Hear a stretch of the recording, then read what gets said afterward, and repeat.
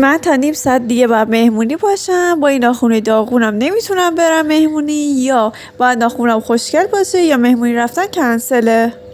من با اینکه ناخون کارم به مواد کاش حساسیت پیدا کردم و دنبال راه حلی گشتم که این مشکل رو حل کنه و یه پیجی پیدا کردم که این راه حل رو به من داد و مشکلم رو حل کرد.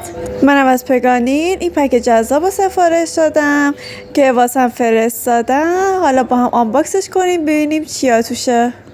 یه پک زیرساز واسم فرستاده اشانتیون که داخلش یه چسب دو طرفه، یه بافر، یه عقب زن چوبی، یه پدر کلی داخلشه.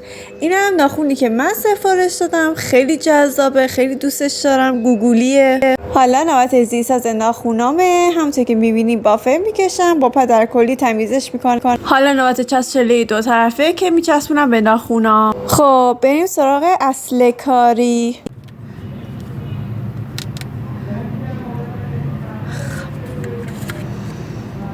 وای خیلی خفنه، اصلا مثل ناخونای بیرون نیست، جنسش از کاش ژله، خیلی هم محکمه. وای فیت ناخونامه، نه از دو طرف زده بیرون نه واسه ناخونام کوچیکه، خیلی خوبه. همونجور که میبینی اندازه خیلی جذاب تره، واقعا خوشگله. حالا یه رخی هم نشون بدم من به این همه زیبایی. به به. خب وقتشه دیگه برم مهمونی. خدافظ.